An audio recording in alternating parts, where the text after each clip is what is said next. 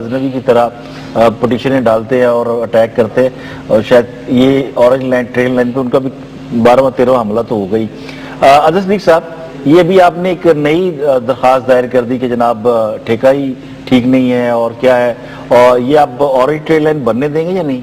बहुत शुक्रिया काज़मी साहब। अभी रिसेंटली हमारे मुल्क के वजीर आजम साहब ने कराची के अंदर एक ट्रांसपोर्ट का मंसूबे का इफ्तिताह किया है। ग्रीन बस जी, बड़ा अच्छा मंसूबा है, बहुत जबरदस्त। सर कीमत कितनी है उसकी? सर 16 अरब रुपया।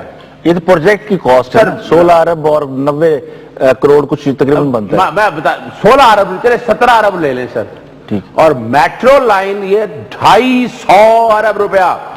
2800 जी, 250 अरब रुपया। यानी अगर 19 अरब का भी एक प्रोजेक्ट लगा लें तो इस तरह के 13 प्रोजेक्ट बन सकते हैं। ठीक है, यानी मुझे केस आगे ले जाने की जरूरत नहीं, वजीर आज़म साहब ने खुद ही जवाब दे दिया इसको।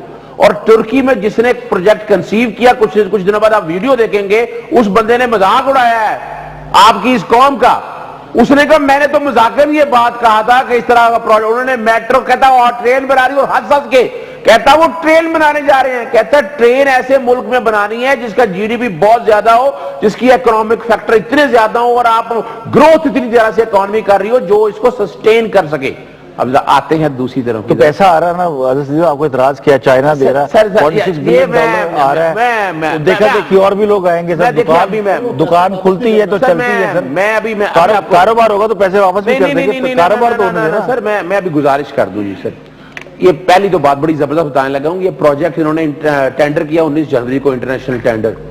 अब मिली भगत इनकी देखें, 25 फरवरी को, मैं चाइना का वजीर आज़म पे कुछ कहना नहीं चाहता, लेकिन उन्होंने कहा कि हम इस प्रोजेक्ट को फंड करेंगे और ये गिफ्ट होगा। 25 अप्रैल को कॉन्ट्रैक्ट साइन होता है बिटवीन सीआर नोरेनको जो असला साज फैक्ट्री है सर, और मेट्रो बस अथॉरिटी के दरमियान। कहा जाता है ये प्रोजेक्ट 1.457 बिलियन डॉलर, तकरीबन 145 अरब का, अगर डॉलर 100 रुपए का हो, ये लिखा हुआ है। अच्छा, PC1 जो बनता है अप्रैल के अंदर और जो एक्नम के अप्रूव होता है, वो पहले दिन ही 162 अरब का कह रहा है। इनकी बदनीति देखें, 20 अगस्त को जाके इस प्रोजेक्ट को रिवाइज किया जाता है अंदर खान नहीं, और 162 अरब पे प्रोजेक्ट को वापस। ये कौम को अभी अब कायदे सोलर का भी, कायदे पावर का भी प्रोजेक्ट देख रहे हैं। शुरू में बताया कुछ, कौम को काम ये नीचे ले जा रहे हैं, लेकिन बिहाइंड द सीन क्या हो रहा है। दूसरा इसमें आ जाए, इसमें क्लॉज 7 थी उस कॉन्ट्रैक्ट के अंदर कि ये जो कॉन्ट्रैक्ट है ये इफेक्टिव होगा उस डेट से जिस डेट से लोन एग्रीमेंट साइन होगा। और लोन एग्रीमेंट साइन सर जनवरी 2016 में हो रहा है, और अभी तक 1 रुपया, अभी इश्तिहार दे रहे हैं कि पैसे आप मिल गए हैं।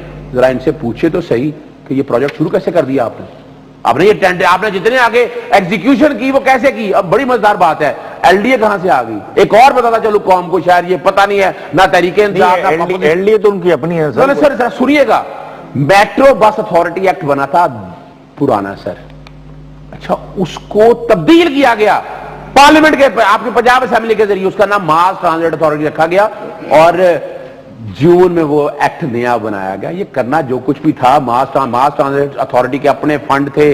अब चलें, ये आपने कर लिया, चाइना की तरफ आप चले गए।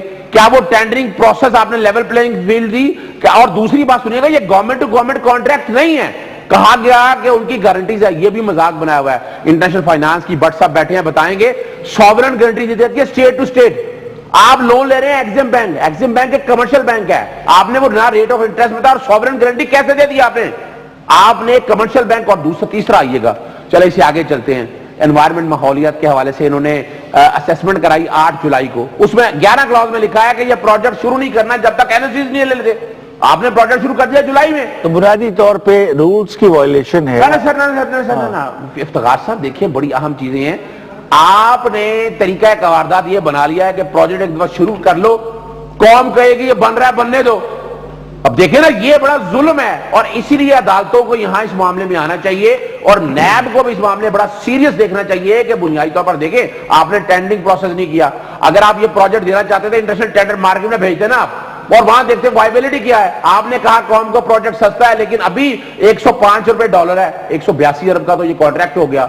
PC1 इसका बनाया है। दूसरी देखें, ये क्रिमिनलिटी है। आपने लैंड एक्विजिशन का PC1 तो बनाया ही नहीं, और 50 अरब के करीब वो लैंड एक्विजिशन है, वो पैसा कहां से देना है? फिर तीसरा डिस्प्लेसमेंट कॉस्ट। آپ نے جہاں مثال کے طور پر واسا کی ڈسپلیس ہوئی ہیں چیزیں، سوئی گیس ہوا ہے اور باقی، اچھا ایکوزیشن کے اندر ایک اور بات بتا دوں، جو سرکاری عمارتیں ایکوائر کی ہیں آپ نے وہ بھی کی ویلیویشن نہیں نکالی، وہ بھی تو میرا ایسٹ تھا نا جی، میری قوم کا ایسٹ تھا. تو یہ تقریباً 250 ارب تو اس حوالے سے بنتا ہے. اور اگر 100 روپیہ لگایا جائے، اگر 105 روپے ڈالر لگایا جائے تو آپ اندازہ لگا سکتے ہیں دس پروجیکٹ ان اینی. اور دوسرا یہ کہ چلے اب آپ نے ری پے بیک کرنا ہے غالباً 3% کے اوپر، آپ کو 11 کروڑ روپے روزانہ اس نے منافع دے گی کرے گی. اب ہم نے حساب لگایا تو 11 کروڑ میں جب آپ مسافر سفر کرے گا 460 روپے کاسٹ آتی ہے ایک مسافر کی، اور 460 میں سے آپ ٹکٹ رکھ دیں گے 40 روپے، اور 400 روپیہ کسی غریب آدمی کو